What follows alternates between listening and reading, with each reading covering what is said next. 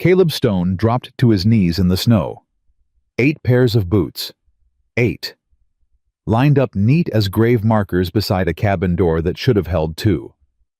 His hands shook as he touched the smallest pear leather cracked sole worn through to nothing. Inside, a child coughed. Then another. The old couple he'd paid wages to for 3 years had never mentioned children. Not once. Caleb pressed his palm flat against the frozen wood and made a choice that would cost him everything or save him from the grave he'd been digging for himself. 10. If you want to know what Caleb found inside that cabin, subscribe to my channel and stay until the end. Comment your city below. I want to see how far this story travels. Wyoming Territory, November 1879. The envelope felt heavier than it should. Caleb Stone pulled his collar up against the wind and nudged his horse forward. Same ride he'd made every month for 3 years, same leather satchel, same $50 in coin and paper, same guilt sitting like a stone in his chest. Ezra Whitmore worked harder than men half his age. Ruth Whitmore never complained, not even when winter turned mean. They deserved more than $50. They deserved a proper house, a warm hearth, someone to look after them the way they'd looked after his cattle. But 50 was what he paid. 50 was what kept the distance he needed. The Whitmore cabin appeared through the pines. Small, square, smoke rising thin from a chimney that needed patching. Caleb had offered to fix it twice. Ezra had refused twice. Pride, Caleb figured. The old man had plenty of that. He dismounted and walked to the door. His boots crunched frozen earth. Wind cut through his coat like a blade. He knocked twice. The door opened a crack. Ezra's face appeared in the gap, weathered as old leather. His eyes jumped past Caleb to the tree line, then back. "Mr. Stone." Ezra's voice came out tight. "Wasn't expecting you till tomorrow. Came early. Storm's building over the mountains. Figured I'd beat it." Caleb held out the envelope. Ezra reached for it, but his hand trembled. The old man's fingers had never trembled before. Not when he'd roped a wild stallion. Not when he'd pulled a calf from a frozen creek. Never. "Obliged." Ezra tucked the envelope inside his coat. "Appreciate you riding out." He started to close the door. Caleb put his hand flat against the wood. "Everything all right, Ezra?" "Fine, just fine." Inside, something crashed. Metal on wood. A child's voice yelped, then went silent, smothered like someone had clamped a hand over a mouth. Caleb's chest tightened. "What was that?" "Nothing. Ruth dropped a pot is all." Sounded like a child. Ezra's jaw worked. His eyes wouldn't hold Caleb's. "Grandchildren, visiting from Cheyenne, just passing through." The lie hung in the frozen air between them. Caleb had known Ezra Whitmore for 3 years. The man had never mentioned children, never mentioned grandchildren, never mentioned any family at all. "Didn't know you had family in Cheyenne?" "Distant relations." Ezra's hand gripped the doorframe. "They'll be gone by week's end." Ruth appeared behind her husband. Her face was pale as birch bark hands twisting her apron into knots. She looked at Caleb for half a heartbeat, then dropped her gaze to the floor. "Ruth." Caleb tipped his hat. "Ma'am." "Mr. Stone." Her voice barely carried. "Good of you to come. Those wages keeping you warm." Ruth's eyes flickered to Ezra. Something passed between them. Fear, Caleb realized. Pure fear. "More than warm," Ezra said quickly. "Keeping us alive, Mr. Stone. Keeping us alive." Caleb nodded slowly. He glanced past them into the cabin's dark interior, saw nothing but shadows and the orange glow of a dying fire. "Storm's coming," he said. "Might be the worst one this season. You need anything, firewood supplies, you send word." "We'll manage." Ezra straightened his shoulders. "Always do." Caleb stepped back. The door closed before he'd taken 3 steps toward his horse. He mounted up and turned the animal toward home. But something made him look back. Something he couldn't name. A face appeared in the window. Small, pale, eyes too big for the thin face that held them. Then the curtain fell and the face vanished. Caleb's hands tightened on the reins. He rode 50 yards, then stopped, sat there in the saddle while wind howled and snow started to fall. His mind kept circling back to the same questions. Why had Ezra lied? Why had Ruth looked so afraid? And whose face had that been in the window? He turned his horse and rode back. This time, he didn't knock. He walked around the cabin slow and quiet, keeping to the shadows. The snow fell heavier now, thick flakes that stuck to his hat and shoulders. He stopped at the side of the cabin. 8 pairs of boots. They sat in a row beneath the window arranged by size. The largest might have fit a child of 12. The smallest couldn't have held a foot bigger than Caleb's palm. 8 pairs. For a couple who lived alone. He crouched down and picked up the smallest pair. The leather was cracked. The sole had worn through. Someone had stuffed paper inside to cover the hole. A child's laugh drifted through the window. Then another. Then a woman's voice, Ruth's, shushing them quiet. Caleb set the boot down. His chest felt like someone had reached inside and squeezed. He walked to the front door and knocked again. Hard this time. Ezra opened it. His face went gray when he saw Caleb. "I counted the boots," Caleb said. 8 pairs.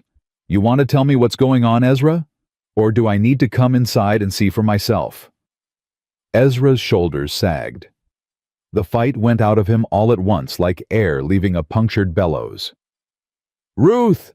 he called over his shoulder. "It's done. He knows." The door swung wide. Caleb stepped inside. 8 children stared back at him from the shadows.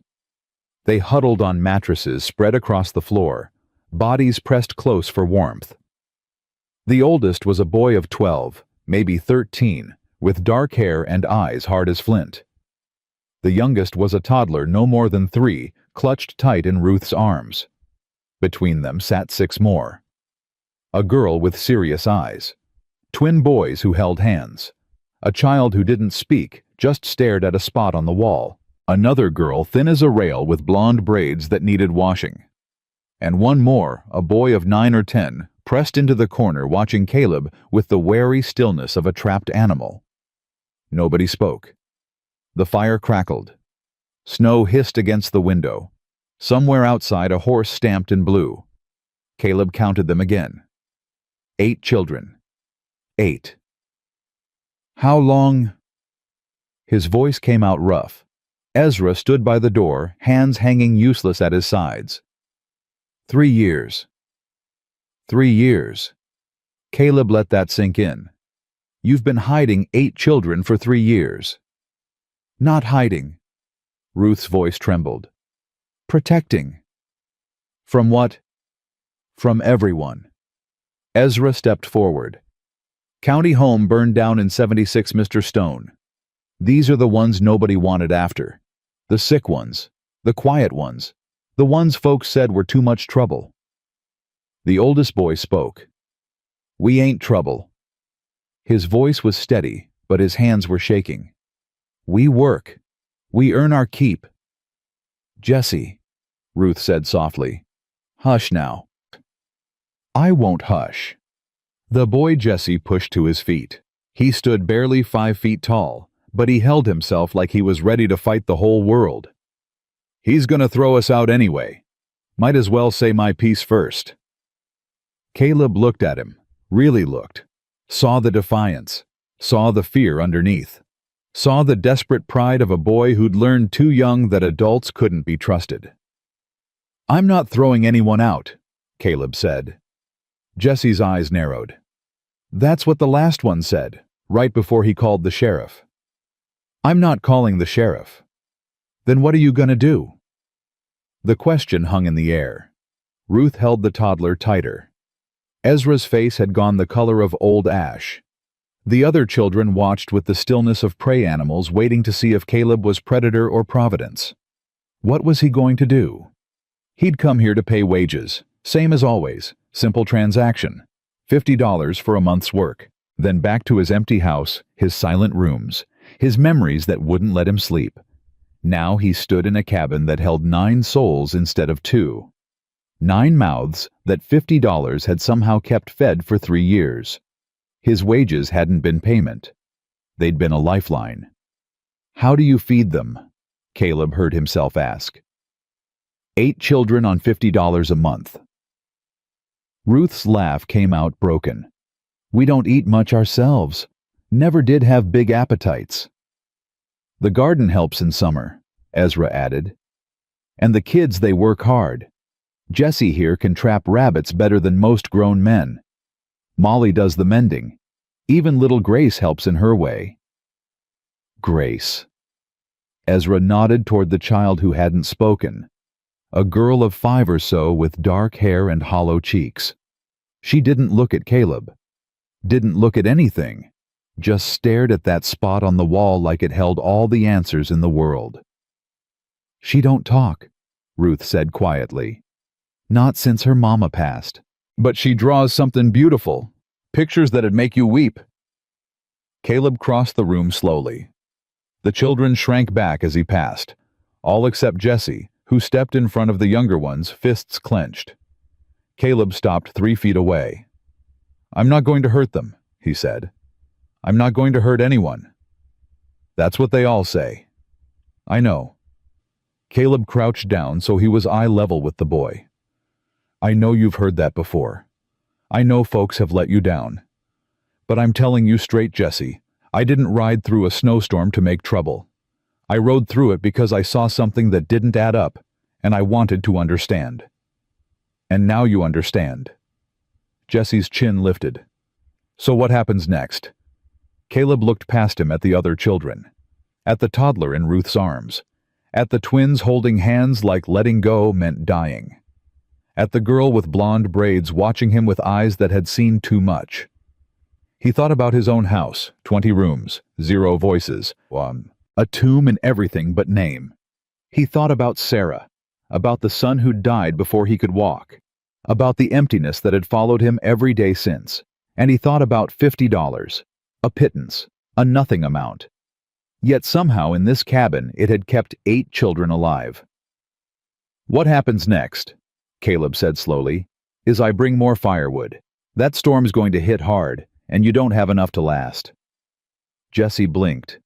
"That's it, firewood. For tonight, that's it." Caleb stood. "Tomorrow we'll figure out the rest." He turned to Ezra. The old man looked like he might collapse.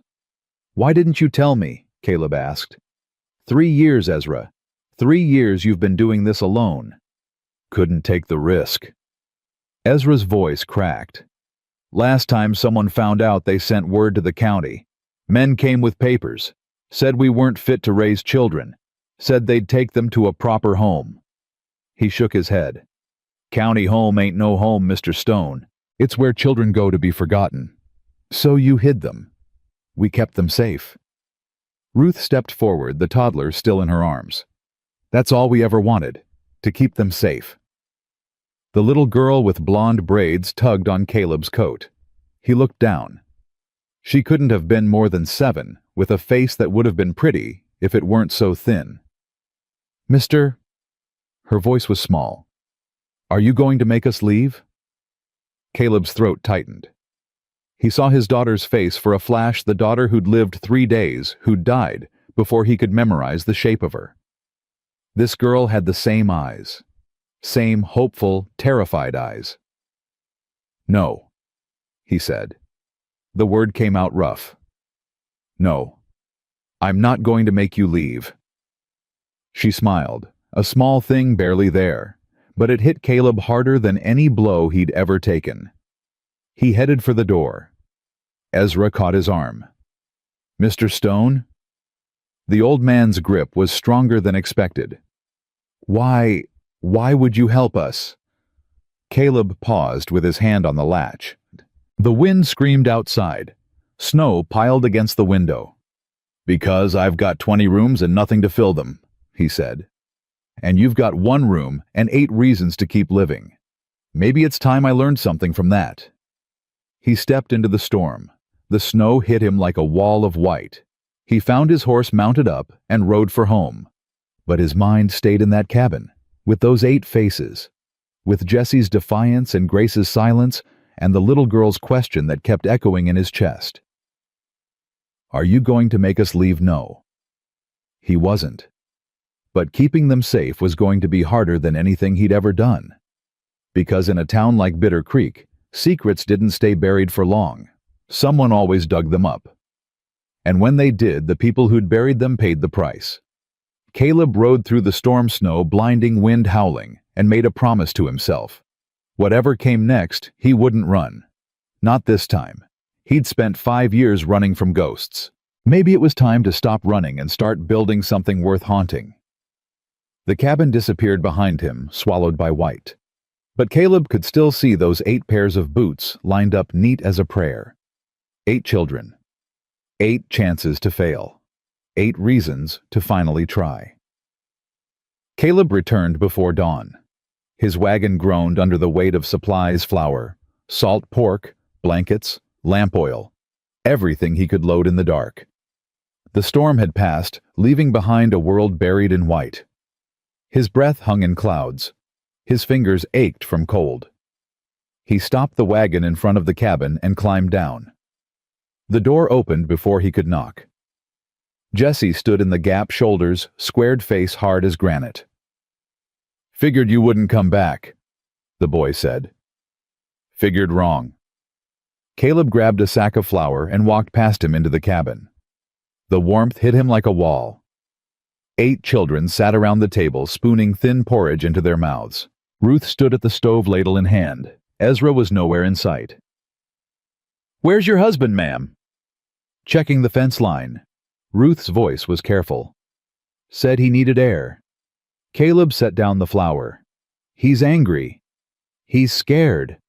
Ruth wiped her hands on her apron. "We both are. 3 years we've kept this secret. Now someone else knows." "I'm not your enemy, Mrs. Whitmore." "I know that."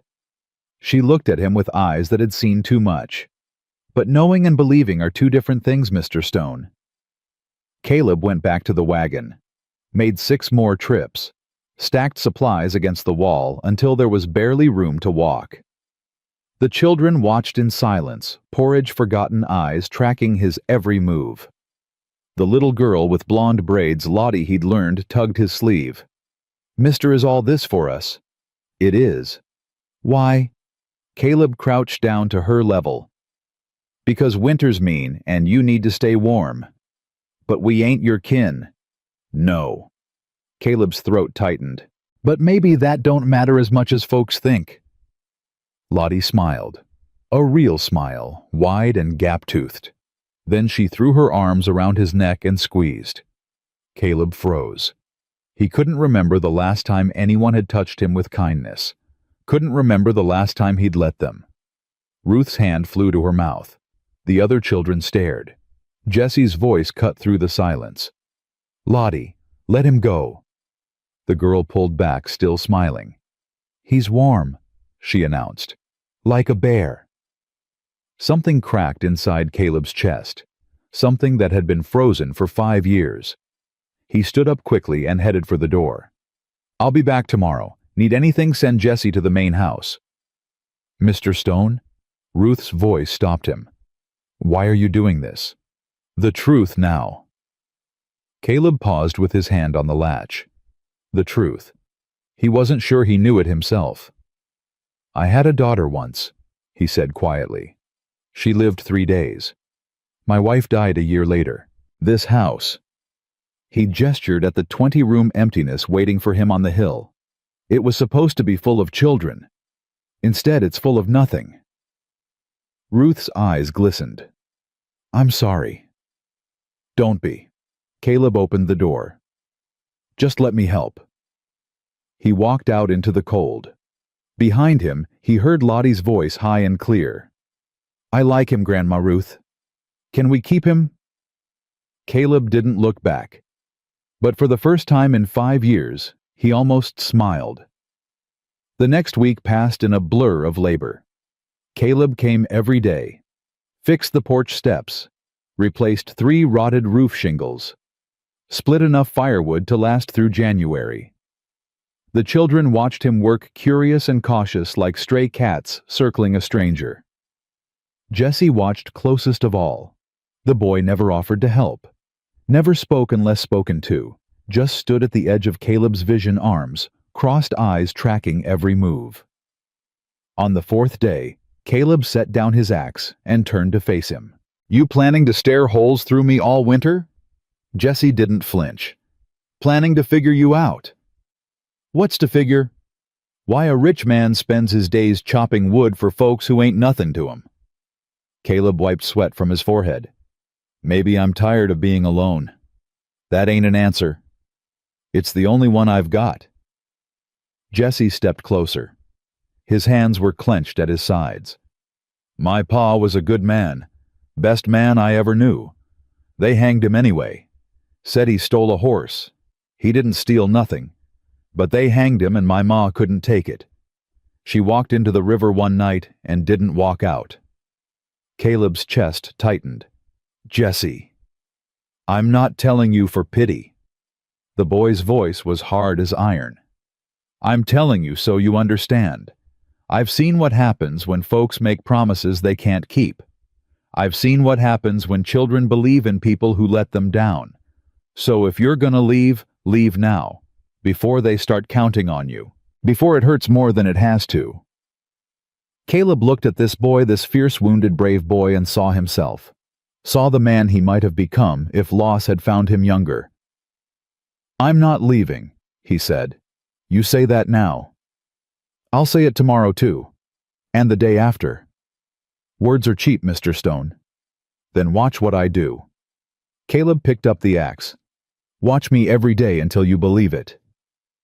Jesse stared at him for a long moment. Something flickered in his eyes. Not trust, not yet, but maybe the ghost of it.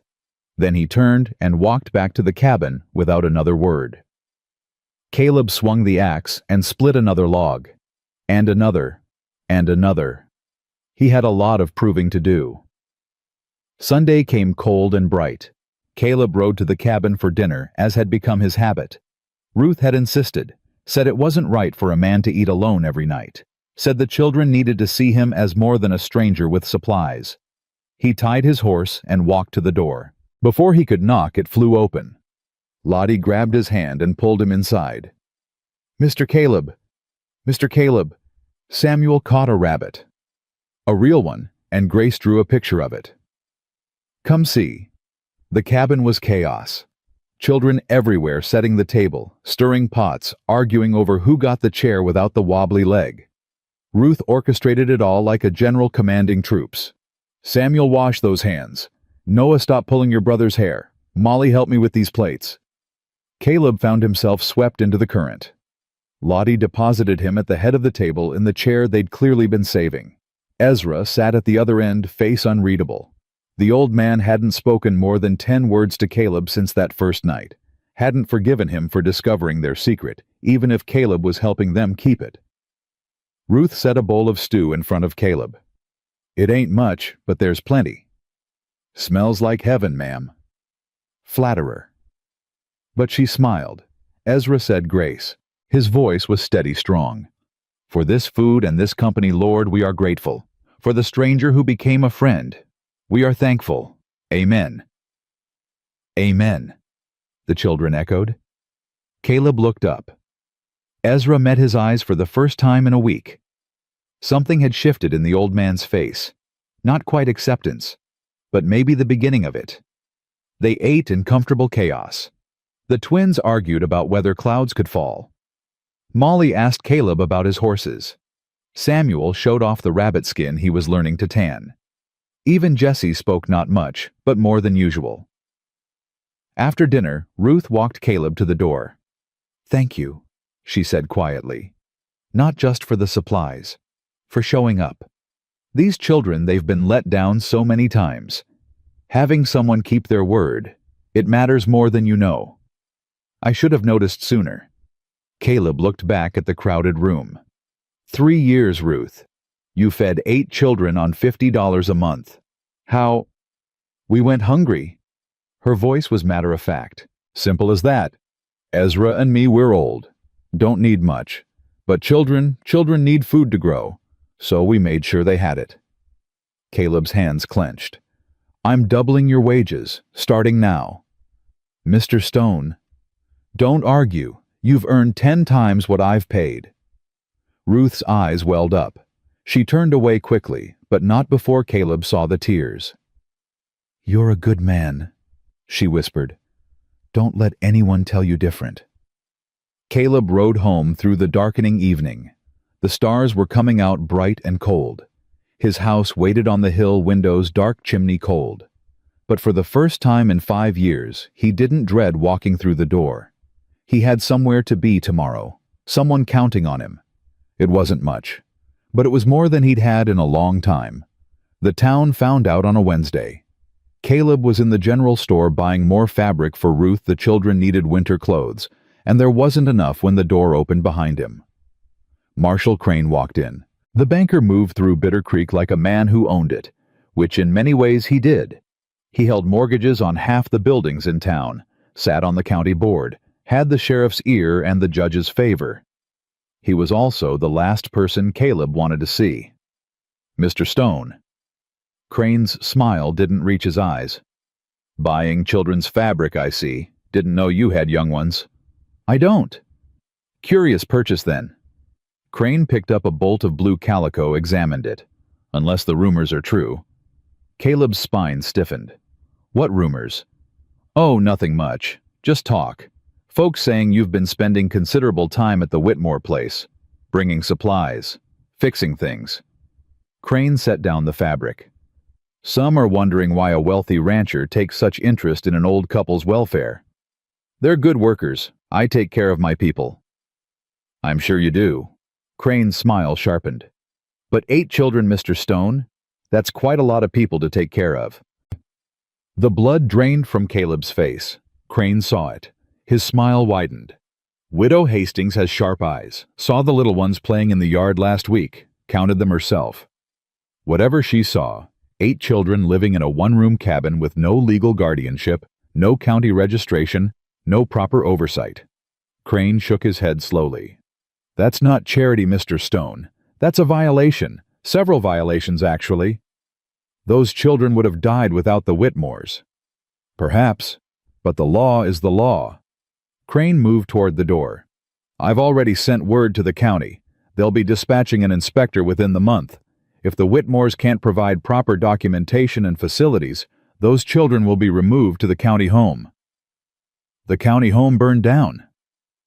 "They're rebuilding. Should be operational by spring." Crane paused at the door. "I'd suggest you distance yourself from this matter, Mr. Stone. Your reputation is valuable. It would be a shame to see it tarnished by association with lawbreakers." He walked out. The bell above the door jingled cheerfully, obscenely. Caleb stood frozen among the fabric bolts, mind racing. Crane knew. The town knew. And once the county got involved, there would be no hiding anymore. He threw down money for the fabric and ran for his horse. He reached the cabin in 20 minutes, burst through the door without knocking. Ruth dropped a pan. Ezra reached for the rifle above the fireplace. "They know." Caleb was breathing hard. "Marshall Crane! The whole town! They're sending an inspector!" Ruth's face went white. "No." "When?" Ezra's voice was steel. "Within the month, maybe sooner." The children had gone still. Jesse stepped forward, positioning himself between the younger ones and the door. "What do we do?" Ruth's hands were shaking. "Where can we go?" "Nowhere." Caleb forced himself to think. "Running makes it worse. Makes you look guilty." "We are guilty." Ezra's voice was bitter. "Guilty of keeping children alive when the county couldn't be bothered." "Then we make it legal." Caleb paced the small room. "Guardianship papers, inspections, whatever they want we give them." "With what money?"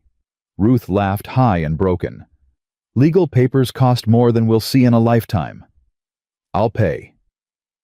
Everyone went silent. Ezra stared at him. "You'd do that, risk your name, your standing, your—" "I'd do more than that." Caleb stopped pacing, looked at the old man straight on. "I've spent 5 years being afraid, Ezra. Afraid to care about anything. Afraid to lose again. I'm done being afraid. A small hand slipped into his. Caleb looked down. Grace, the girl who never spoke, had crossed the room and taken his hand. She looked up at him with eyes that saw everything, understood everything. She didn't say a word. She didn't have to. "We'll fight this," Caleb said. "All of us. Together." Jesse's voice came from behind him, quiet and fierce. "You mean that you'll really stand with us?" Caleb turned to face him.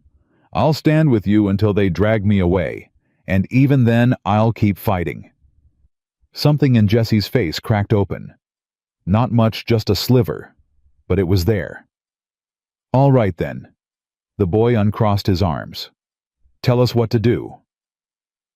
That night, Caleb didn't go home. He sat at the Whitmore table with Ezra and Ruth, planning by candlelight while the children slept. They made lists, calculated costs, figured out what they'd need to satisfy the county's demands. The numbers were staggering. Guardianship papers, building inspections, medical examinations, renovation costs to meet housing codes. "It's impossible." Ruth's voice was hollow. "Even with your help, we can't afford all this." "I can." Caleb pulled a folded paper from his coat. "I went to the bank this afternoon. Withdrew everything I've got in savings." He spread the paper on the table. A bank draft, $2,000. Ezra's jaw dropped. "Mr. Stone, it's just money." Caleb pushed the draft toward them. "I've got more than I need, more than I'll ever spend. What's the point of having it if I can't use it for something that matters?" Ruth started crying. Quiet tears that rolled down her weathered cheeks. "You barely know us," she whispered. "You barely know these children. Why would you give up everything?" Caleb thought about Sarah, about his daughter's tiny hands, about 5 years of silence and grief and emptiness. "Because maybe this is what I was saving it for," he said. "I just didn't know it yet." Ezra reached across the table and gripped Caleb's hand. The old man's eyes were wet. "You're a fool," he said roughly. "A damn fool." "Probably. But you're our fool now." Ezra's grip tightened. "Whatever comes, we face it together." Caleb nodded. He didn't trust his voice to speak. Outside, snow began to fall again. Inside, the fire crackled low. And somewhere in the darkness, 8 children slept, dreaming of a future they might finally have a chance to see. But the battle was just beginning. Marshall Crane wasn't a man who lost gracefully, and he had friends in places that mattered. Caleb knew with a certainty that settled cold in his gut that the hardest part was still to come. The next morning brought trouble with a woman's face. Caleb was splitting wood behind the cabin when he heard hoofbeats. He set down the axe and walked around to the front. A woman sat on a gray mare, straight-backed and steady despite the cold. She wore a practical wool coat and a hat that had seen better days. Her face was sharp-featured, handsome, rather than pretty, with eyes that missed nothing. "Mr. Stone." Her voice carried the flat vowels of the East. "That's right. And you are?" "Clara Dawson. I teach at the schoolhouse in town." She dismounted in one smooth motion. "I heard there were children here who might need lessons." Caleb's guard went up. "Who told you that?" "Does it matter?" "It might." Clara Dawson studied him with those sharp eyes. "Mrs. Chen at the general store. She mentioned you'd been buying primers and slates, said there might be young ones out here who'd never seen the inside of a classroom." "Mrs. Chen talks too much. Mrs. Chen believes every child deserves an education." Clara's chin lifted. "So do I. Now are there children here or not?" The cabin door opened. Lottie's face appeared in the gap, curious as a cat. "Is that a lady, Mr. Caleb? A real lady?" Clara's expression softened. She crouched down to the girl's level.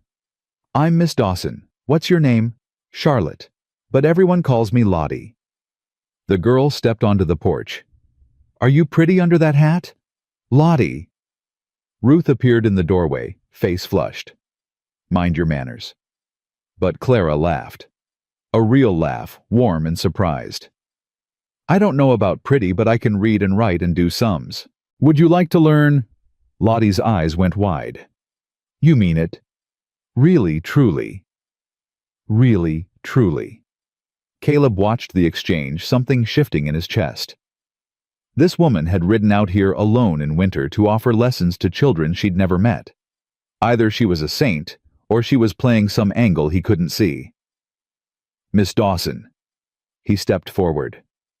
Might I have a word? Clara straightened, met his eyes without flinching. Of course.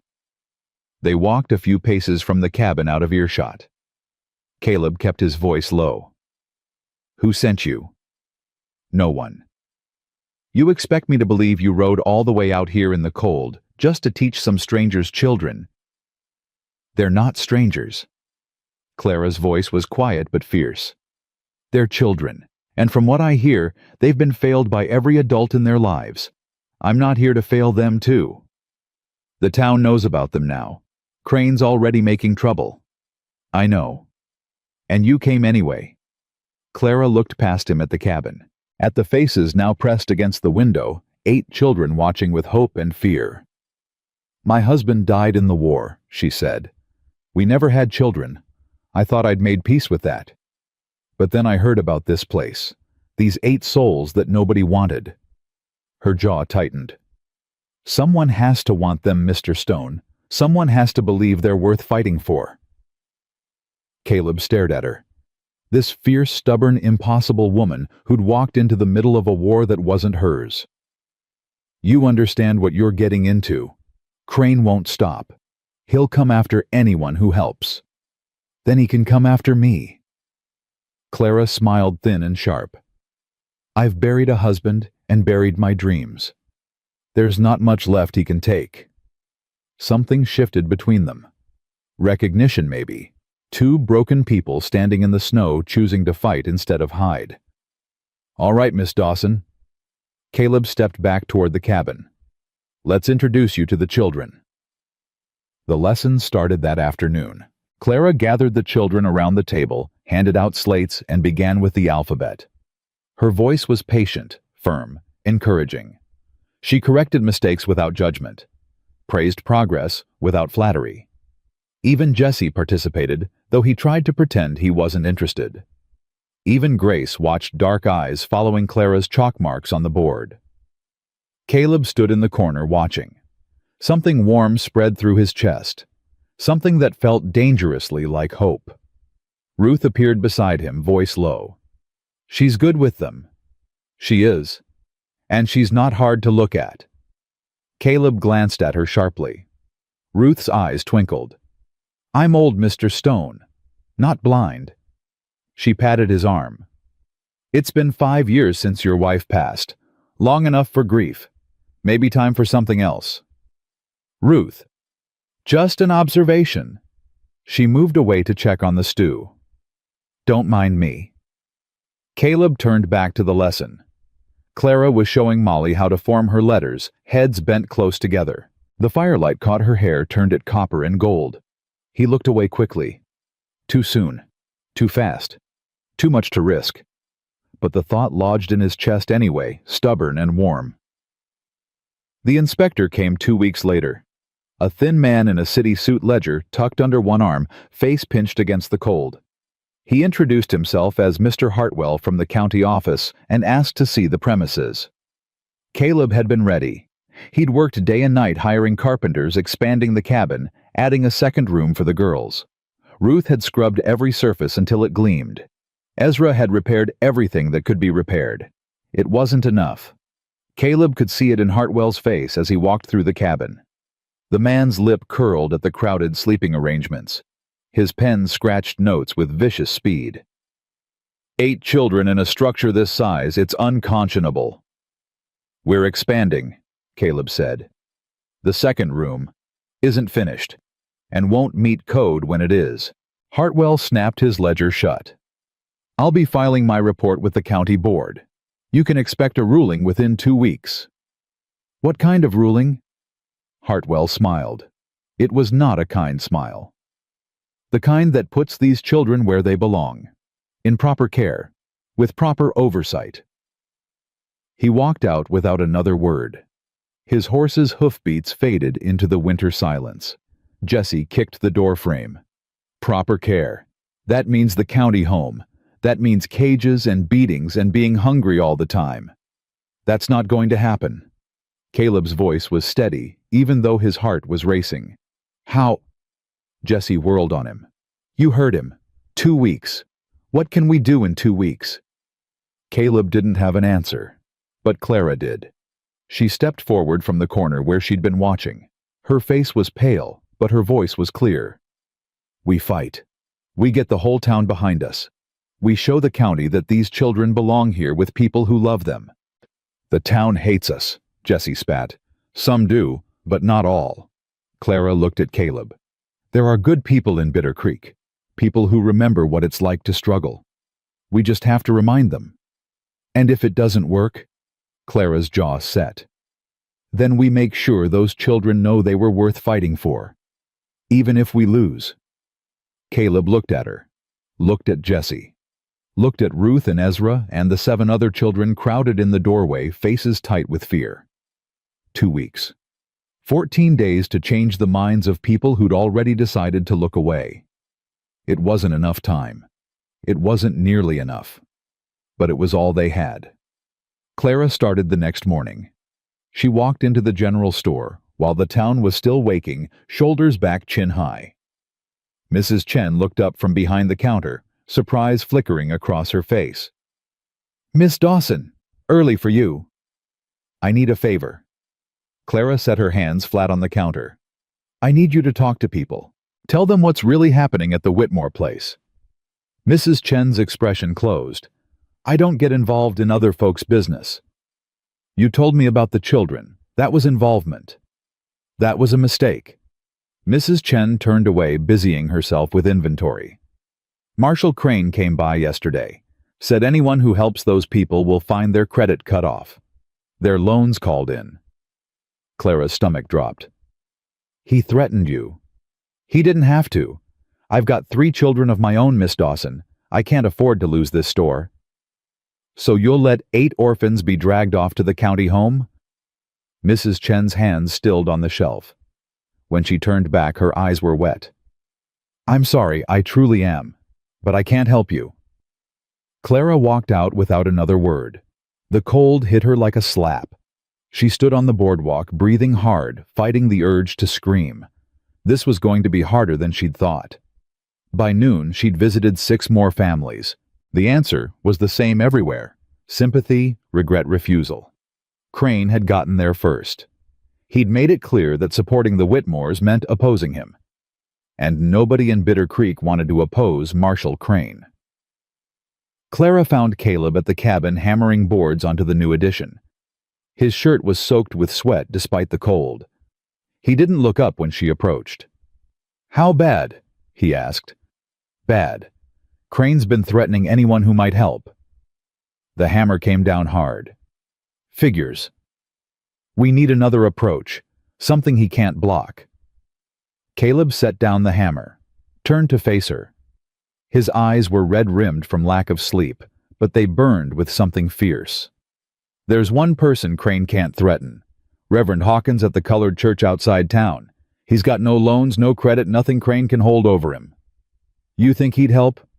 I think he knows what it's like to have family torn apart. Caleb wiped his face with his sleeve. His mother was sold away when he was 5, never saw her again. Clara nodded slowly. I'll go see him.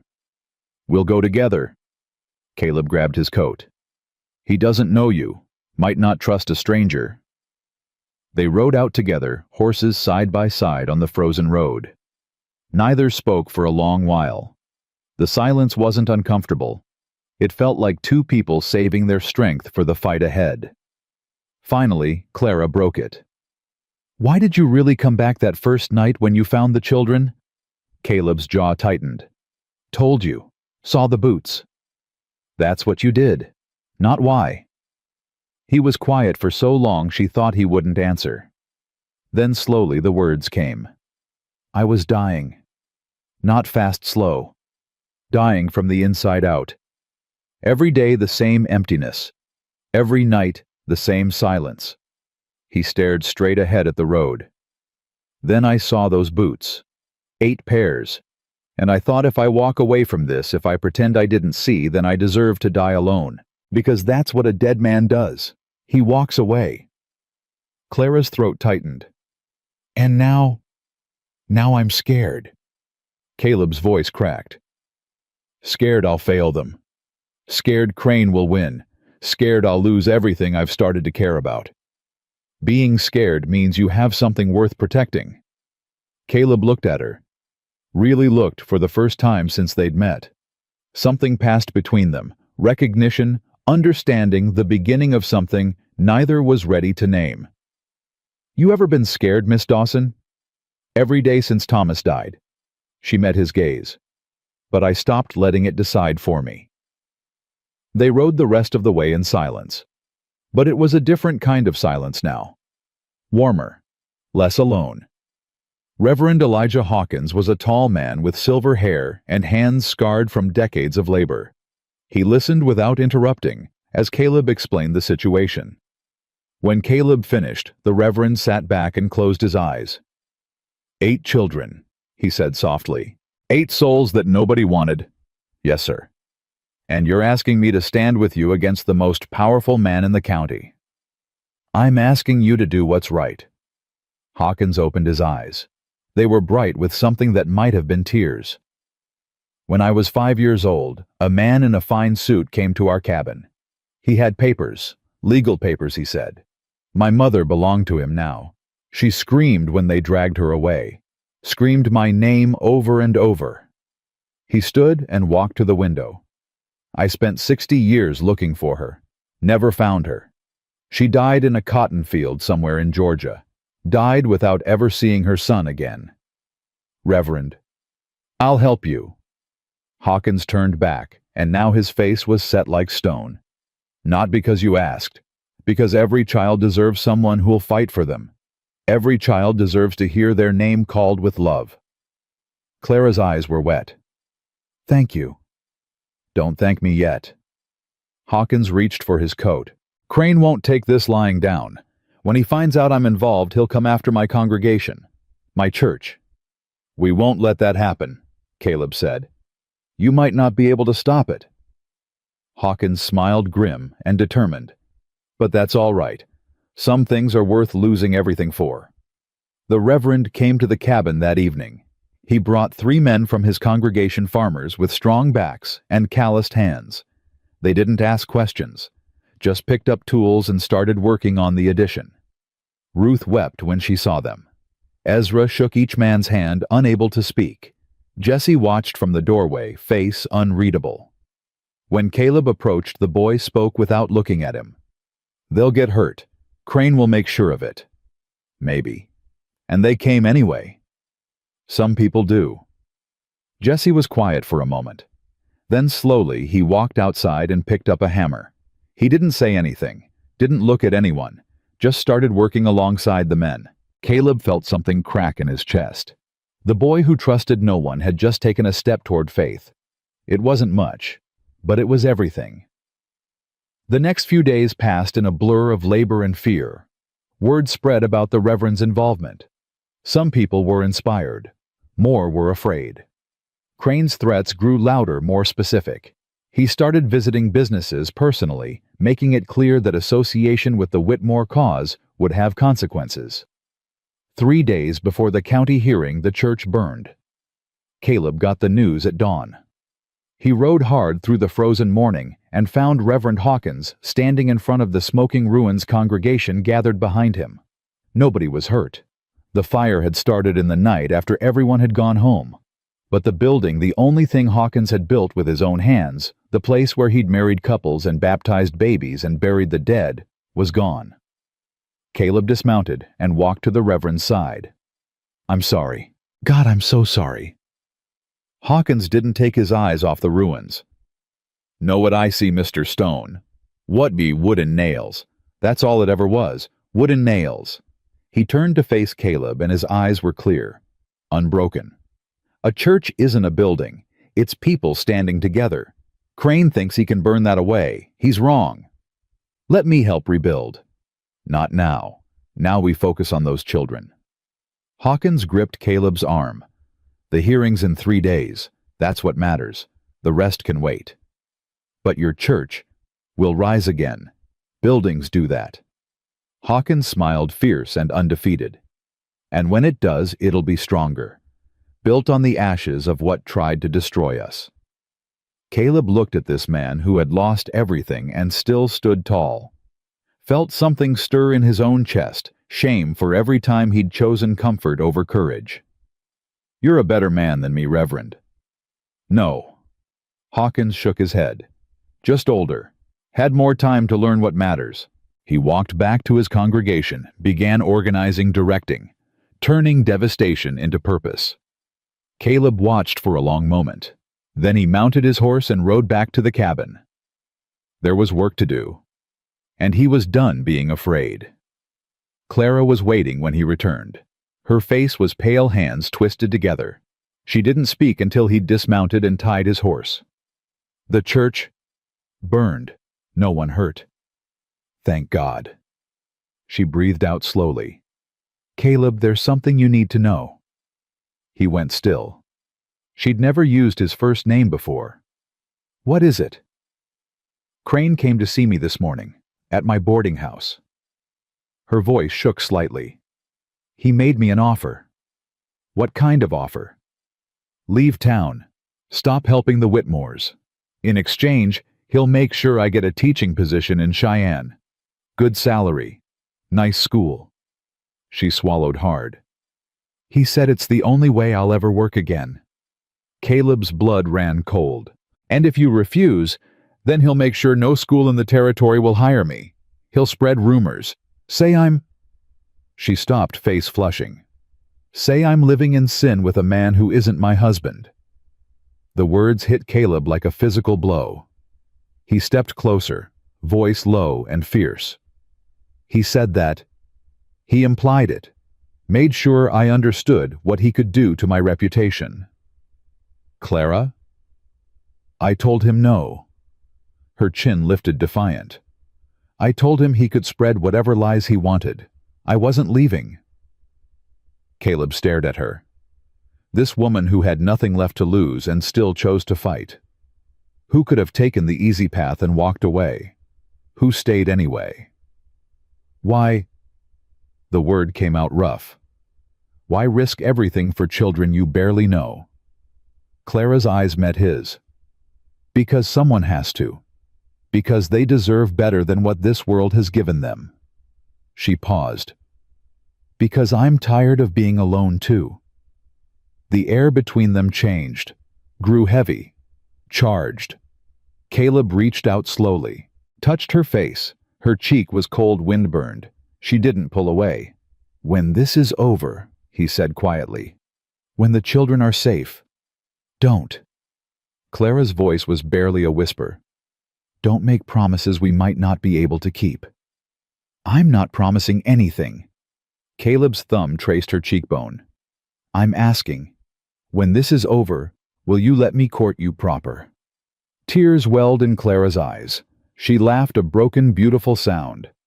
You're asking to court me in the middle of a war. Can't think of a better time. He almost smiled. Life's too short to wait for perfect moments. Clara covered his hand with hers, held it against her face. When this is over, ask me again. It wasn't a yes, but it wasn't a no, and right now, that was enough. The night before the hearing, Crane made his final move.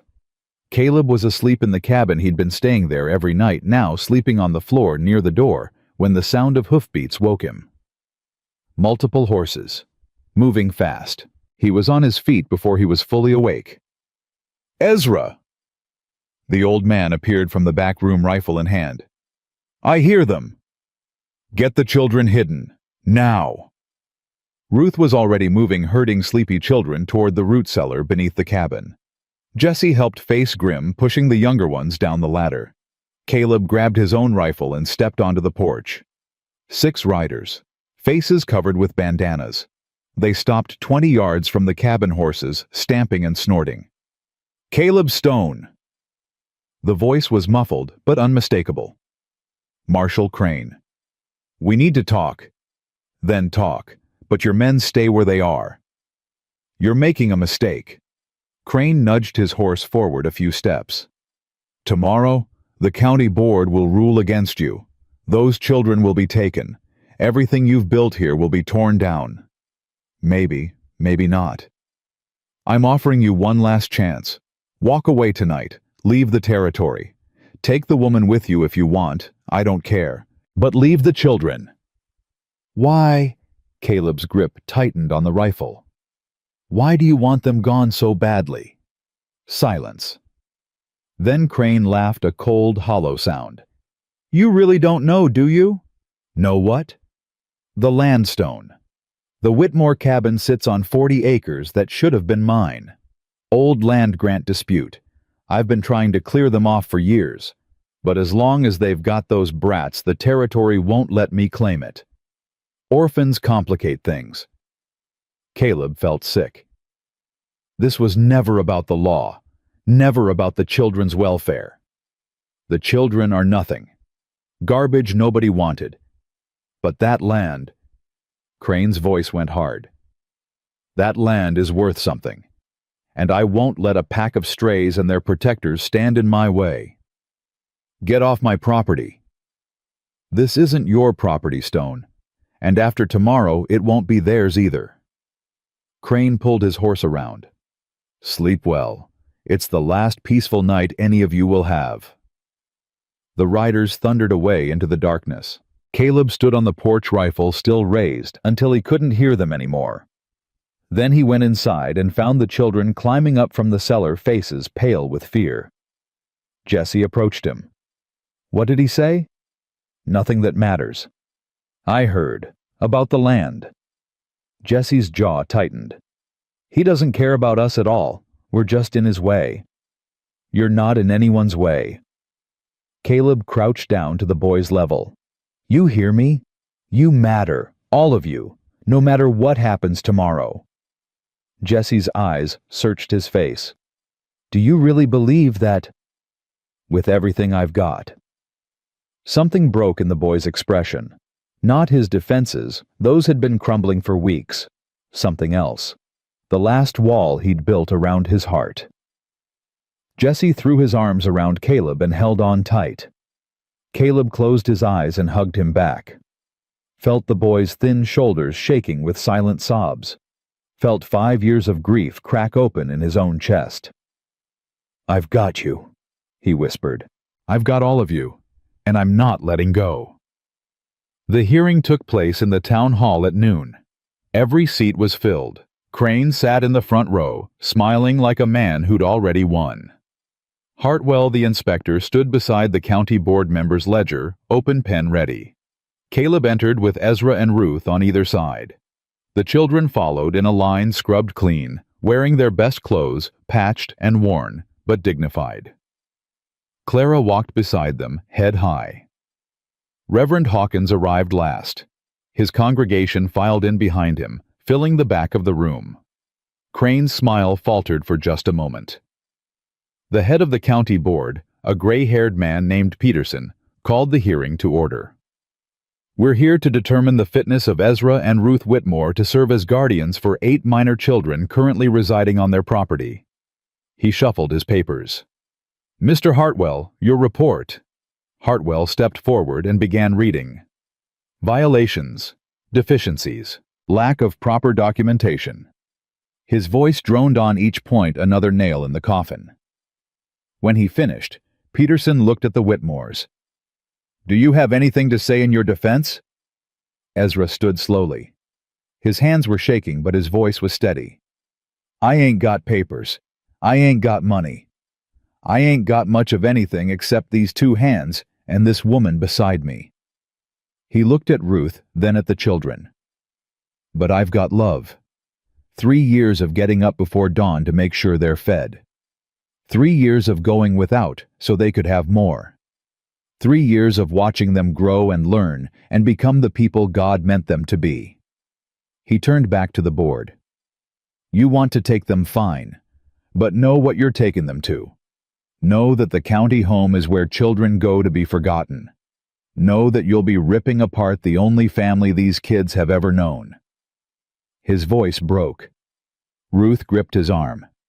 I ain't a perfect man, but I love those children, every one of them, and that's got to count for something. The room was silent. Even Crane had stopped smiling. Peterson cleared his throat. Anyone else wish to speak? Clara rose. I do. She walked to the front of the room, turned to face the crowd. I've been teaching these children for 3 weeks. In that time, I've seen more courage, more kindness, more determination than I've seen in most adults. She pointed at Jesse. That boy taught himself to read from a torn Bible. He can recite whole chapters from memory. She pointed at Molly. That girl does mathematics in her head faster than I can write it down. She pointed at Grace. That child hasn't spoken a word in 2 years. But last week, she drew a picture of the family she wants to have someday. It had 9 people in it, the Whitmores, her brothers and sisters, and one more. Clara's voice cracked. She drew Mr. Stone, because he's the first man who ever made her feel safe. The room stirred. People whispered to each other.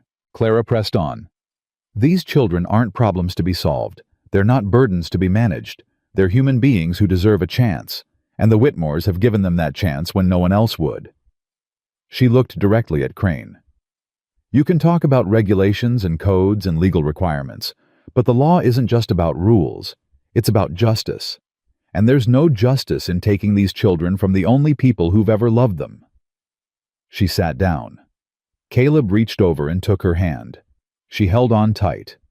Peterson conferred with the other board members in hushed tones. The room waited, breath-held hope and fear balanced on a knife's edge. Finally, Peterson looked up. This board has heard the arguments presented today. We recognize the genuine care the Whitmores have shown. However, Caleb's heart sank. The deficiencies noted in Mr. Hartwell's report cannot be ignored. Therefore, we are prepared to rule that the children must be removed to county care within 30 days, unless— He paused, looked at Caleb. Unless a qualified party can guarantee the resources necessary to bring the property into compliance and provide legal guardianship documentation. Caleb stood. I'll guarantee it. Whatever it costs, whatever it takes. Crane shot to his feet. This is outrageous. Stone has no standing here. He's not family. He's more family than you'll ever be. Every head turned. Jesse had spoken. The boy was on his feet, face flushed, fists clenched. Mr. Stone's been there every day, fixed our roof, brought us food, sat with us when we were scared. That's what family does. His voice shook with fury. What have you done? Burned a church, threatened people, tried to take away the only home we've got. He pointed at Crane. You're not the law. You're just a bully with money, and we're not afraid of you anymore. The room exploded in murmurs. Crane's face went purple with rage. Peterson banged his gavel. Order, order. But the damage was done. The crowd had heard, and for the first time they were looking at Crane with different eyes. Peterson conferred with the board again. When he looked up, his expression had changed. In light of the testimony presented today, and Mr. Stone's willingness to provide financial support, this board grants a 60-day extension. If all requirements are met within that time, permanent guardianship will be awarded to the Whitmores. Ruth collapsed against Ezra, sobbing. The children cheered. Clara pressed her face into Caleb's shoulder, tears streaming down her cheeks. Crane stormed out without a word. But as he passed Caleb, he paused. His voice was barely a whisper. This isn't over, Stone. Not by a long shot. Then he was gone. Caleb watched him go, ice settling in his stomach. 60 days. They'd bought themselves 60 days. But Crane was right about one thing. This wasn't over. The celebration lasted one night. By morning, reality had settled back in. 60 days. 2 months to meet every requirement the county demanded. 2 months to build document proved that 8 orphans belonged with an elderly couple who could barely feed themselves. Caleb stood in the half-finished addition measuring boards calculating costs. The numbers didn't add up. They never did. But he kept working anyway. Clara found him there at noon. "You haven't eaten." "Not hungry." Liar. She set a plate of biscuits on the sawdust-covered floor. "Ruth's orders. She said if you collapse from starvation, she'll bring you back just to scold you." Caleb almost smiled. Almost. "How are the children?" "Scared, trying not to show it." Clara picked up a hammer, weighed it in her hand. "Jesse won't let the little ones out of his sight. He's convinced Crane will come back." "He might?" "I know." Clara set down the hammer. "That's why I'm staying tonight. And every night until this is over." Caleb looked at her sharply. "People will talk. Let them." Her eyes met his, fierce and unwavering. "I'm done caring what this town thinks of me. These children need protection. That matters more than my reputation." Something shifted in Caleb's chest. This woman kept surprising him, kept showing depths he hadn't expected. "Clara, don't." She held up a hand. "Whatever you're about to say, don't. We can talk about us later. Right now, we work." She picked up a board and carried it to the wall frame. Caleb watched her for a moment, then grabbed his hammer and followed. They worked side by side until dark. 3 days later, Crane made his next move. Caleb was at the bank withdrawing funds for lumber when the teller's face went pale. "I'm sorry, Mr. Stone. Your accounts have been frozen." "What?" "Order came down this morning. Something about a dispute over property lines." The teller wouldn't meet his eyes. "You'll need to speak with Mr. Crane." Caleb's blood turned to ice. "Where is he?" "In his office." "But Mr. Stone..." Caleb was already moving. He found Crane behind his desk, smiling like a cat with cream. "Ah, Mr. Stone. I wondered when you'd come. Unfreeze my accounts." "I'm afraid that's not possible." Crane steepled his fingers. "You see, there's a question about your property boundaries. Some of your land may actually belong to the county. Until that's resolved..." "That's a lie and you know it." "Prove it." Crane's smile widened. "Of course, legal proceedings take time. Months sometimes. Maybe longer than 60 days. Caleb's hands clenched into fists. "You think cutting off my money will stop me?" "I think it'll slow you down considerably." Crane leaned forward. "Face facts, Stone. You can't win this. You're one man against the entire system. Eventually, you'll run out of resources allies hope. And when you do, I'll be waiting." "You're wrong." "Am I?" Crane laughed. "Look around you. The Reverend's church is ashes. The Whitmores are penniless. The school teacher will be unemployable by spring. What do you have left?" Caleb didn't answer. He turned and walked out. But Crane's words followed him, burrowed into his brain like worms. What did he have left? He rode to the cabin in a daze, found Ezra on the porch mending harness leather. The old man looked up, saw his face. "Bad news. Crane froze my accounts. I can't get to my money." Ezra's hands stilled. "All of it. All of it." They sat in silence. Inside, children laughed at something. The sound felt like mockery now. "There's got to be another way," Ezra said finally. "Other banks, other towns. He's got connections everywhere. Anyone I go to will hear about the property dispute.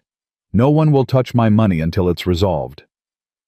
Then we work with what we've got." Ezra set down the harness. "Lumber we've already bought.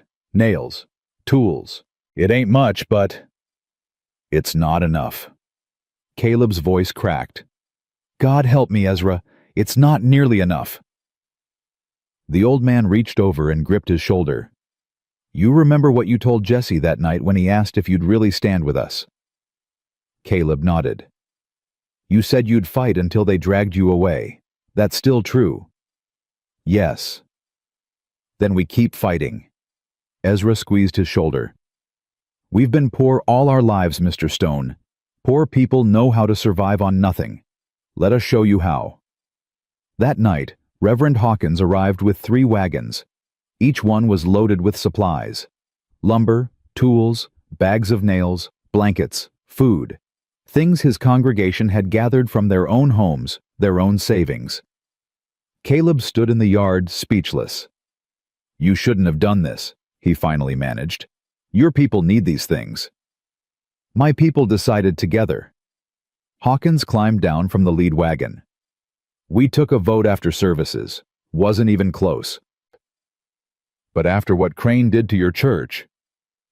"This is our church now." Hawkins gestured at the cabin at the children peering through the windows. "This is what we're building, not walls and pews. Hope." Clara appeared beside Caleb, eyes wet. "Reverend, we don't know how to thank you." "Don't thank me. Thank them." Hawkins nodded at the men and women climbing down from the wagons. "They're the ones giving what little they have.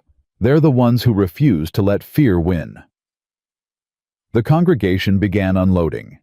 They worked without being asked, moving with the efficiency of people who'd labored their whole lives. By midnight, the supplies were stacked neatly beside the addition. The workers gathered in the yard, breath clouding in the cold. Hawkins spoke, his voice carrying clear in the still night. "We've all lost things, homes, family, freedom. But tonight, we choose to give instead of grieve. We choose to build instead of mourn. And we choose to stand with these children no matter what comes." Ruth was crying openly. Ezra held her close, his own eyes bright. Jesse stepped forward from the porch. His voice was steady, but his face showed wonder. "Why, you don't know us. We're nothing to you." An old woman stepped forward. Her hair was white, her back bent with age, but her eyes were sharp. "I was taken from my mother when I was 6, she said. "Sold like a mule. Never saw her again." She looked at Jesse with something like love. "Every child deserves someone who'll stand for them. You got that now. All of you." Jesse's face crumpled. He turned away quickly, hiding his tears. But Caleb saw. And something inside him broke open further. This was what Crane didn't understand. Money could buy many things. But it couldn't buy this, the fierce loyalty of people who had nothing left to lose and everything left to give. Maybe they'd lose anyway.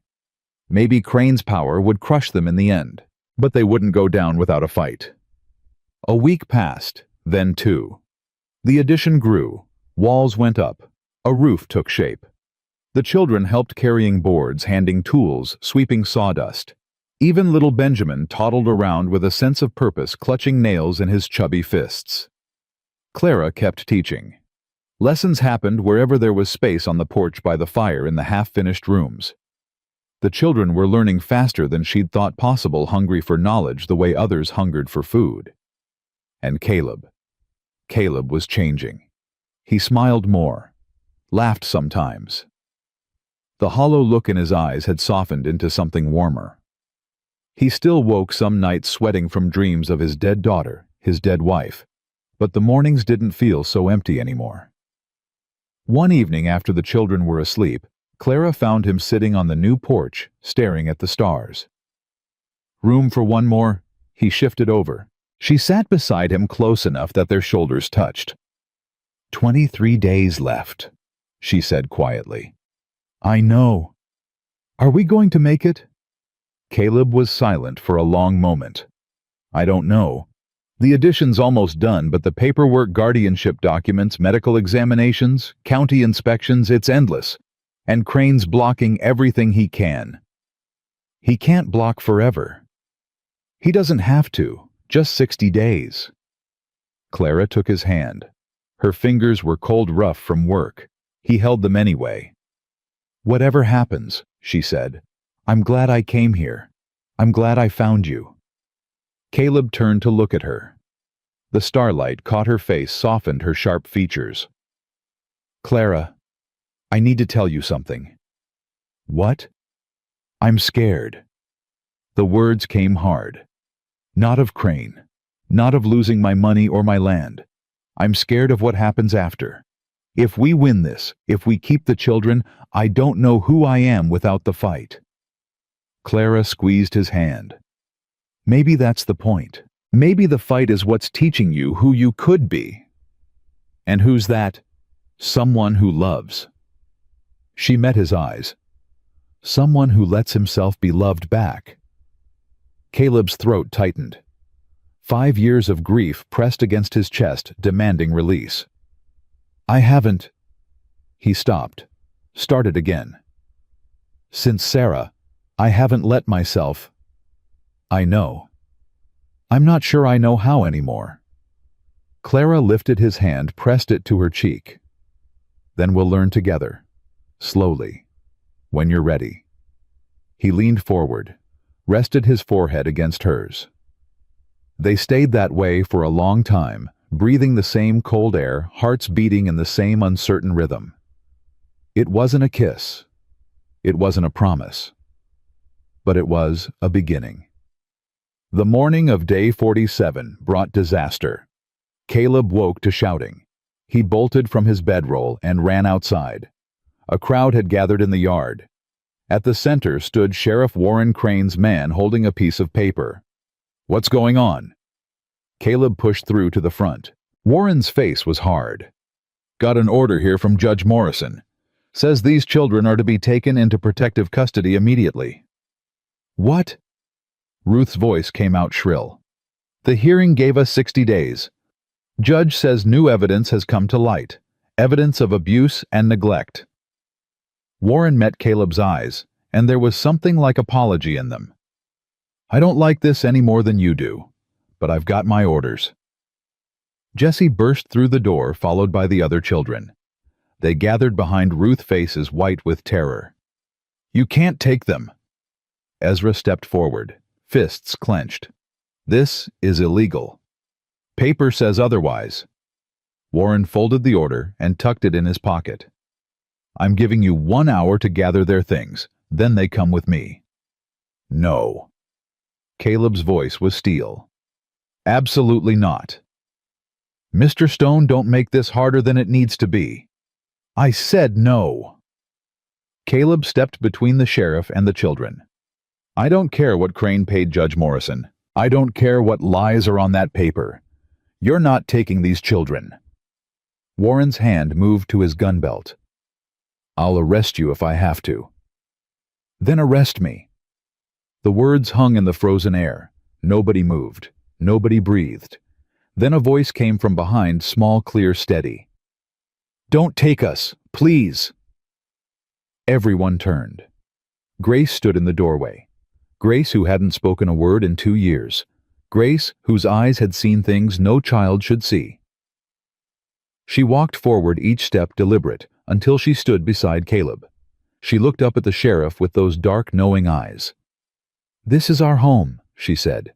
Her voice was rusty, unused, beautiful. "These are our people. Don't take us away." Warren's face crumpled. He looked away, jaw working. "I've got my orders, little one." "Then change them." Grace reached out and took Caleb's hand. "You're a man, not a paper. Be a man." Silence. Complete, utter silence. Then Warren did something nobody expected. He took off his badge, set it on the ground, and stepped back. "Tell Crane he can find himself a new sheriff." His voice was thick. "There are some orders I won't follow." He turned and walked to his horse, mounted up, looked back one last time. "You've got 13 days left. Use them well." Then he rode away, leaving his badge in the dirt. Ruth collapsed against the porch railing, sobbing. Ezra held her, his own tears falling freely. Caleb looked down at Grace, still clutching his hand. "That was the bravest thing I've ever seen." Grace's lip trembled. "I didn't want to be quiet anymore. Being quiet didn't help my mama." Clara knelt beside her, gathered her into her arms. "You were magnificent, sweetheart. Absolutely magnificent." Jesse approached slowly. He stopped in front of his sister, because that's what she was now in every way that mattered, and put his hand on her shoulder. "You found your voice," he said quietly. Grace nodded. "I was saving it. For when it mattered." That night they celebrated with what little they had. Ruth made stew from the last of the salt pork. The children sang songs they'd learned from Clara. Someone produced a fiddle, nobody knew where it came from, and there was dancing in the half-finished edition. Caleb stood apart watching. Clara found him after midnight when the children had finally fallen asleep. "You're thinking too much." "Can't help it." He rubbed his face. "Crane won't stop. He'll find another sheriff, another judge, another way." "Probably." "So why do you look so calm?" Clara smiled. "Because of what happened today. Did you see the sheriff's face when he took off that badge?" Something broke in him, something Crane couldn't buy back. One man today, maybe two tomorrow, maybe more. She moved closer. "That's how it works, Caleb. One person at a time, one conscience at a time, until the weight shifts and everything changes." "You really believe that?" "I have to." She took his hand. "Otherwise, what's the point of fighting at all?" Caleb looked at their joined hands, at the cabin full of sleeping children, at the stars wheeling overhead in their ancient dance. 13 days, he said. 13 days. Then let's make them count. The last week and a half passed in a blur. Every day brought new challenges. Crane sent inspectors. The inspectors found violations. Caleb fixed them overnight. Crane sent more inspectors. The cycle continued, each side pushing, neither giving ground. But something else was happening too. People started showing up. Mrs. Chen arrived with fabric for curtains and wouldn't take payment. The blacksmith came with new hinges for the doors. The miller donated 50 pounds of flour. One by one, the people of Bitter Creek began to turn not against Crane, not yet, but toward the children, toward hope. The morning of day 58, Clara burst into the cabin with a telegram in her hand. "It's from Cheyenne, from the territorial governor." Caleb grabbed the paper. Read it twice. His hands started shaking. "He's coming. The governor himself. Day 60. He wants to see the property and meet the children personally." Ruth clutched the table for support. "The governor. Why?" "Because someone told him what's happening here." Clara's smile was radiant. "Someone wrote letters, lots of letters, to every newspaper, every politician, every influential person in the territory." "Who?" "All of us." Reverend Hawkins stepped through the door, a sheaf of papers in his hand. "My congregation, the people who helped build this place. We've been writing for weeks, telling the truth about Crane, about the children, about what one town can do when it decides to care." Caleb sank into a chair. His legs wouldn't hold him anymore. "We might actually win this," he whispered. "We haven't won yet." Hawkins' voice was cautious. "Crane will know about the governor's visit. He'll try something. Let him try." Jesse's voice came from the corner. He stood with his arms crossed, but his eyes were bright. "We're not scared anymore." Caleb looked at the boy, this fierce, wounded, magnificent boy who'd learned to trust again. "No," he said. "We're not."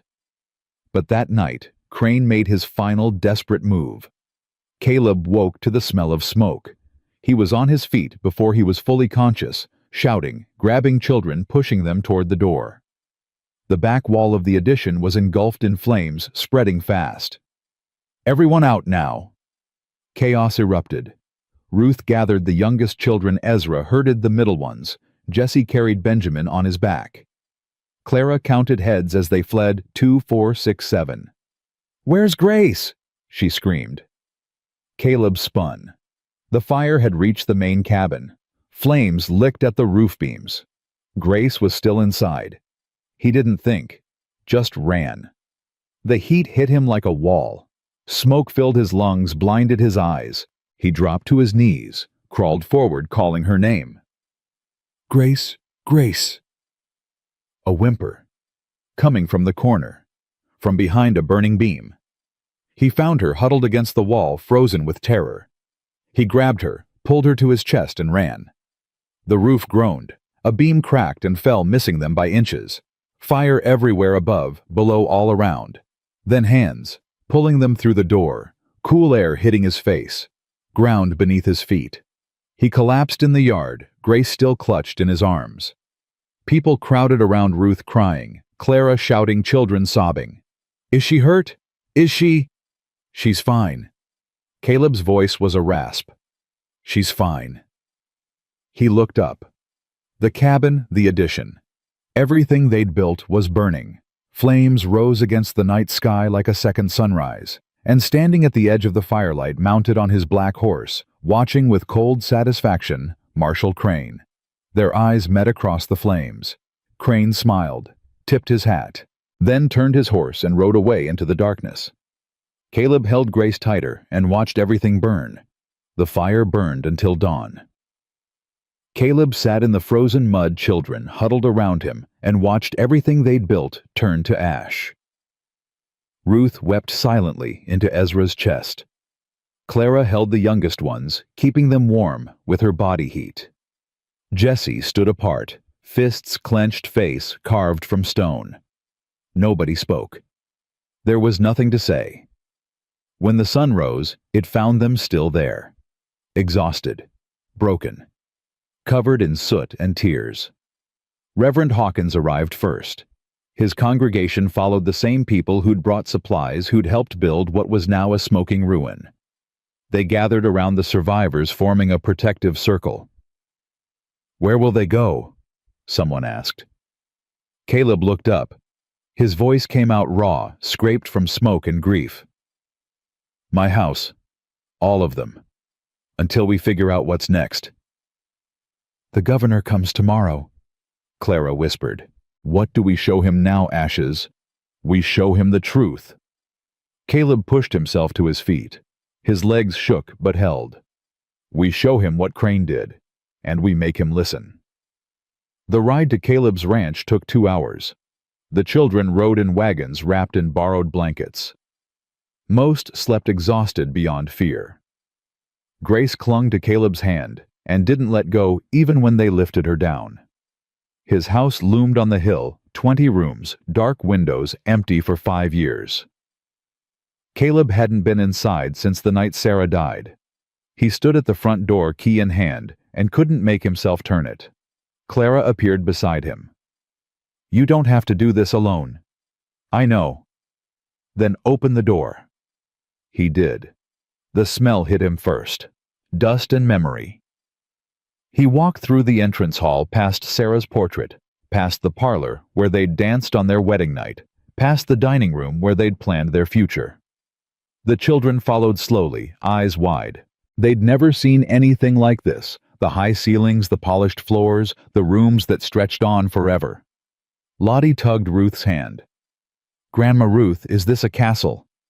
"No, sweetheart, it's just a house." "But it's so big. Could we get lost?" "Nobody's getting lost." Caleb's voice was steadier now. "This is home now, for all of us." He meant it.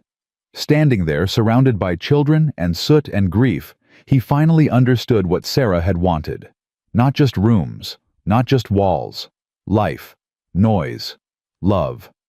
She'd asked him for more children. He'd refused out of fear. Now he had 8, and he wasn't afraid anymore.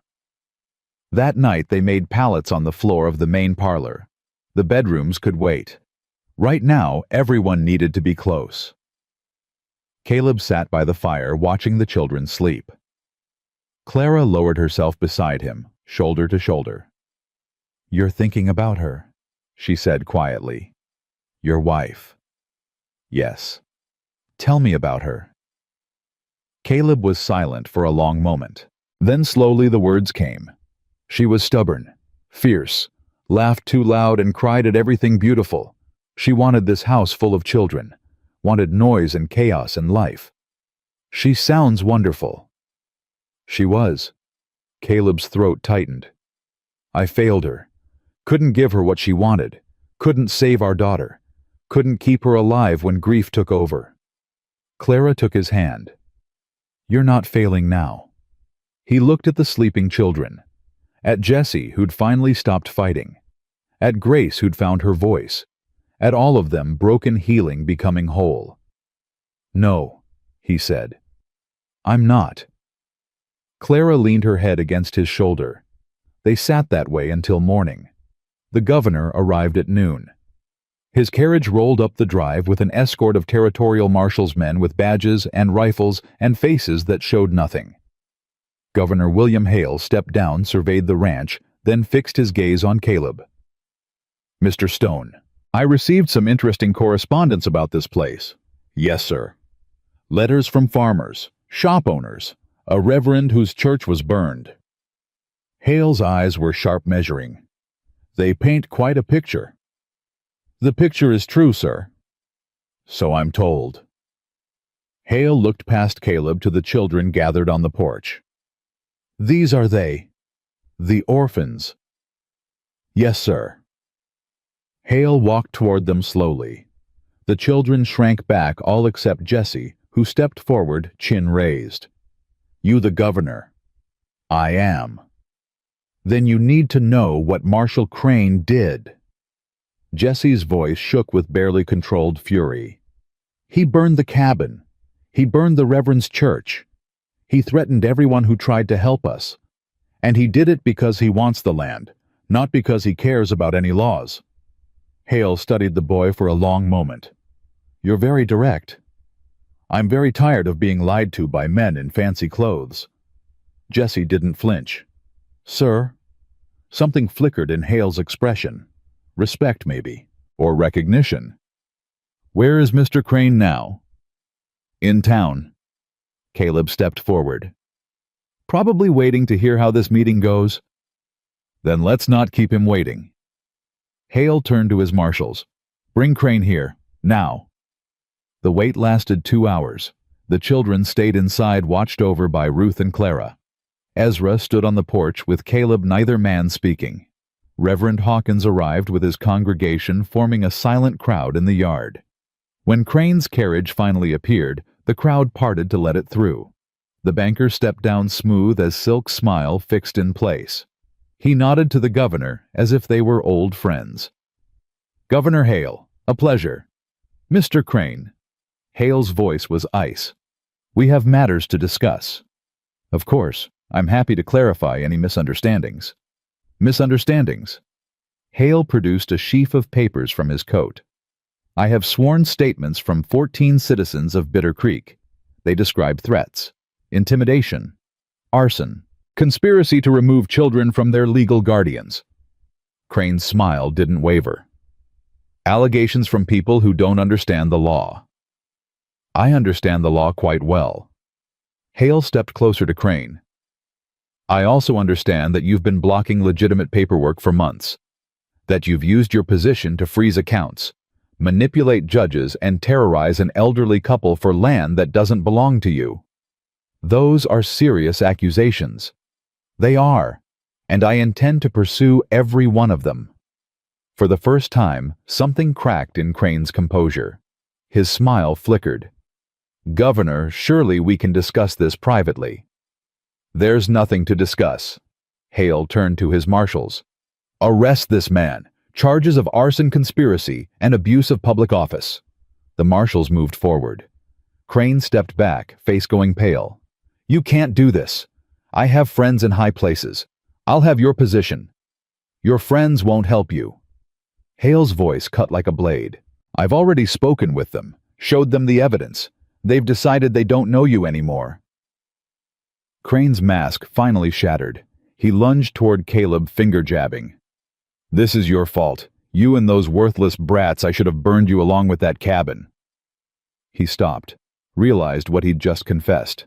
The silence was absolute. Then the marshals grabbed his arms and dragged him toward the carriage. Crane struggled, screaming threats and curses. But nobody listened. Nobody cared. Jesse appeared on the porch.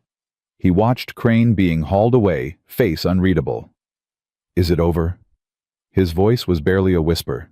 Caleb turned to look at him. "It's over." The boy's face crumpled. He buried it in his hands and wept great heaving sobs that shook his whole body. All the fear, all the anger, all the years of holding himself together, it poured out in a flood.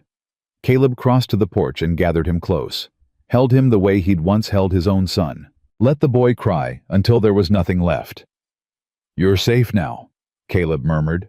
"All of you. I promise." Governor Hale stayed for dinner.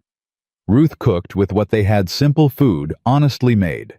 The children sat at Caleb's enormous dining table, filling seats that had been empty for 5 years. Their voices echoed off the high ceiling. Their laughter rang through the empty rooms.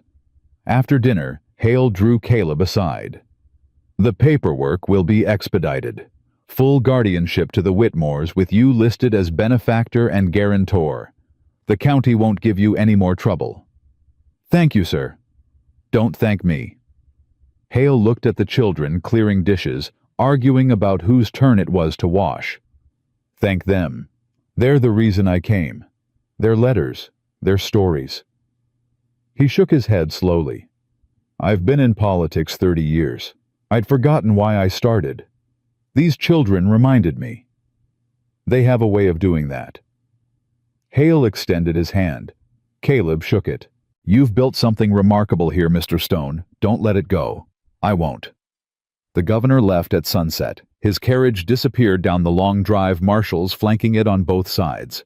Caleb stood on the porch watching until they were out of sight. Then he felt a hand slip into his. "Clara." "How do you feel?" she asked. "I don't know." He was telling the truth. Empty. Full. Terrified. Grateful. All of those at once. All of those at once. She squeezed his hand. "Sounds about right." They stood together in the gathering dark. Inside, children laughed. Ruth scolded someone gently. Ezra's deep voice rumbled a story. "Caleb." Clara's voice was soft. "You asked me something once. On the porch of the old cabin. You said when this was over, you'd ask me again." His heart stuttered. "I remember." "It's over now." He turned to face her. This woman who'd walked into his life and refused to leave, who'd fought beside him when everyone else walked away, who'd taught him that courage wasn't the absence of fear, it was choosing to love anyway. "Clara Dawson." His voice was rough. "Would you let me court you proper?" She smiled. It lit up her whole face. "I thought you'd never ask." He kissed her. Right there on the porch where anyone could see. It wasn't a long kiss or a passionate one. Just a promise. A beginning. When they pulled apart, a small voice spoke from the doorway. "Are you gonna marry her, Mr. Caleb?" They turned. Lottie stood there grinning ear to ear. "Mind your business, young lady," Clara said, but she was laughing. "'Cause if you do, we'll be a real family. All of us together." Lottie's eyes were bright. "That's what I prayed for. Every night. A real family." Caleb crouched down to her level. "You don't need a wedding for that, little one. You're already family." Lottie threw her arms around his neck. "I know, but a wedding would be nice too." Spring came slowly to Wyoming. The snow melted in patches, revealing brown grass and frozen mud. The children grew restless, eager to escape the house that had become their world. Jessie started talking about planting a garden. Molly wanted chickens. Even Grace had opinions. She drew pictures of what she wanted: flowers and trees, and a swing hanging from an old oak. Caleb gave them all of it. Workers came from town, the same people who'd once turned away, now showing up with tools and apologies. They built a proper chicken coop, cleared ground for the garden, hung the swing exactly where Grace had drawn it. The old cabin was gone, but its memory lived on. Caleb had the spot cleared, the ashes scattered, the ground leveled. In its place, they planted an apple tree. "For what grew there," Ruth said, eyes wet. "For what can never be destroyed." On the first warm day of April, Clara moved into the house. She took the room across from the children's wing proper, and separate as befitted an unmarried woman. But everyone knew it was temporary. Everyone saw the way she and Caleb looked at each other. Jessie cornered Caleb one evening after supper. "When are you going to ask her for real? Ask who what. Don't play dumb." Jessie crossed his arms, but he was smiling. Miss Clara, when are you going to propose? Caleb set down the harness he'd been mending. What makes you think I haven't? Jessie's eyes went wide. You have. Maybe. And she said yes. She might have. Jessie let out a whoop that brought the other children running. Within minutes, the whole house knew. Ruth cried. Ezra shook Caleb's hand until his arm ached. The children danced and sang and made plans for a wedding they'd barely imagined. Clara found Caleb in the chaos, grabbed his face and kissed him soundly. So much for keeping it quiet, she murmured against his lips. Quiet was never going to last, not with this family. I suppose not. She pulled back, eyes shining. I love you, Caleb Stone. I love you too. He touched her face. More than I thought I could love anything again. The wedding took place in June. Reverend Hawkins performed the ceremony. His church was rebuilt by then, raised from the ashes by the same hands that had helped build the children's home. The whole town came. The whole territory, it seemed. Clara wore a dress made from fabric the children had helped choose. Caleb wore his best suit, cleaned and pressed by Ruth. The children lined up in order of height, scrubbed clean hair, combed flat. When Hawkins asked if anyone objected, Jessie spoke up. I object to how long this is taking. I'm hungry. The crowd laughed. Clara laughed. Even Caleb laughed, though he tried to hide it. Motion overruled, Hawkins said gravely. Let's continue. They exchanged vows, simple words honestly meant. When Caleb kissed his bride, the children cheered loud enough to scare the horses. The celebration lasted all day and into the night. There was food more than anyone could eat, brought by neighbors who'd once been strangers.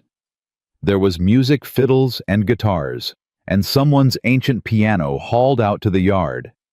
There was dancing, laughter, joy. At some point, Caleb found himself standing apart from the crowd watching.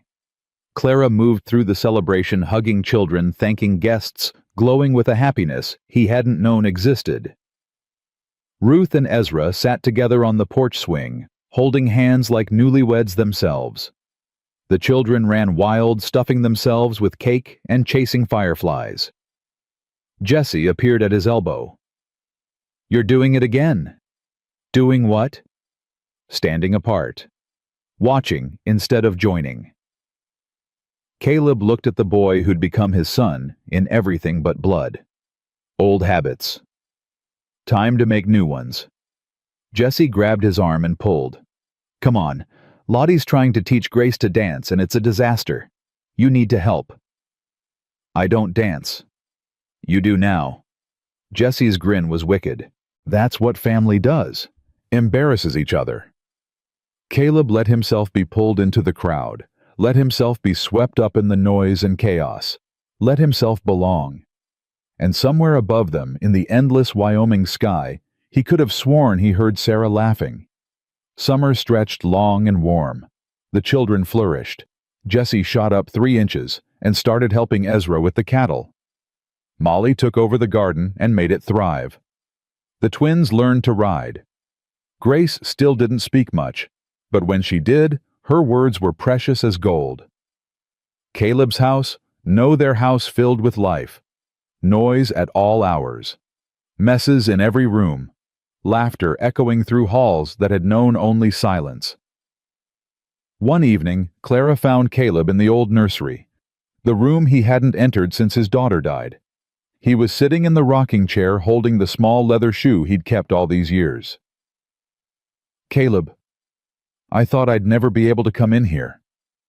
His voice was quiet. Thought the grief would swallow me whole. Clara knelt beside him, hand on his knee. And now? Now it doesn't hurt the same way. It hurts, it always will. But it's not all I feel anymore. He looked at the shoe in his hand, at the room that had been a tomb for 5 years. I want to use this room again, he said slowly. Not for what it was, for what it could be. Clara's eyes widened. Caleb, are you saying... Benjamin needs his own space. He's 3 now, getting too big to share with the twins.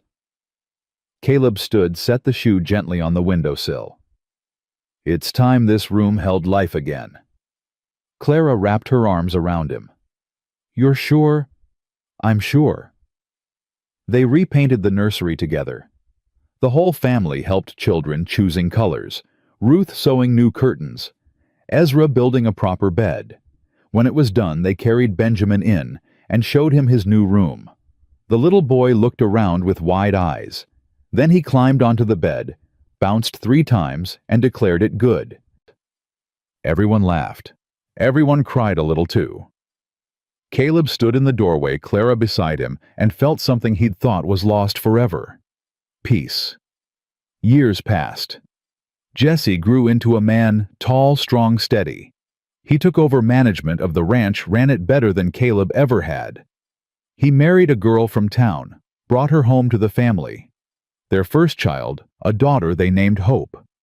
Molly went to teacher's college in Cheyenne, came back to Bitter Creek and took over Clara's school. She taught 3 generations of children before she was done. The twins became the best horse trainers in the territory. Grace became an artist. Her paintings hung in galleries from Denver to San Francisco. Samuel, the boy who'd stammered with fear, became a preacher like Reverend Hawkins. Lottie married a doctor and had 6 children of her own. Benjamin stayed on the ranch, never wanted to leave. He said it was the only home he'd ever known, the only home he'd ever need. Ruth and Ezra passed within a month of each other the winter of 1892. They went peacefully surrounded by children and grandchildren. They were buried side by side under the apple tree that grew where the old cabin had stood. Caleb and Clara grew old together. They watched their family expand, children, grandchildren, great-grandchildren. Every Sunday the big house filled with noise and laughter and life. Every holiday, every birthday, every ordinary Tuesday they gathered, ate together, argued and made up and loved each other fiercely. On Caleb's 80th birthday, Jesse brought him to the porch where it all began. The whole family was there, 53 people now, all connected by that choice he'd made on a frozen morning 40 years ago. Speech, someone called. Give us a speech, Pa. Caleb looked at them, at the faces that had saved him, at the life he'd built from ashes. I was dying when I found you, he said slowly. Dying from the inside out. I had money and land and nothing that mattered. Then I saw 8 pairs of boots in the snow and everything changed. He reached for Clara's hand. She gave it same as she'd been giving it for 4 decades. Family isn't blood. It's choice. It's showing up when it's hard. It's staying when it would be easier to leave. He swallowed hard. Every day I chose you, and you chose me back.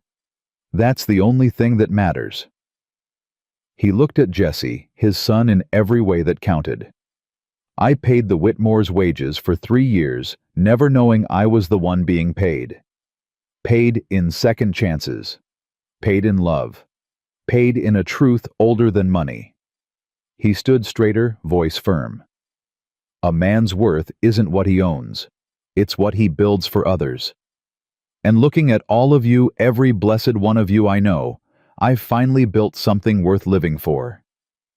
The family cheered. Children ran to hug him. Clara kissed his cheek. Jesse gripped his shoulder, eyes bright with tears he didn't bother hiding. That night, after everyone had gone home, Caleb sat on the porch and watched the stars. Clara sat beside him, head on his shoulder. Any regrets? She asked. Not one. He pulled her closer. Not a single one. The ranch stretched out before them, quiet now. But not empty. Never empty again. Somewhere inside, a grandchild laughed. A door opened and closed. Life moved on as it always did. Caleb Stone closed his eyes and smiled. He'd paid wages for 3 years hoping to stay alone. Instead, he'd bought a family.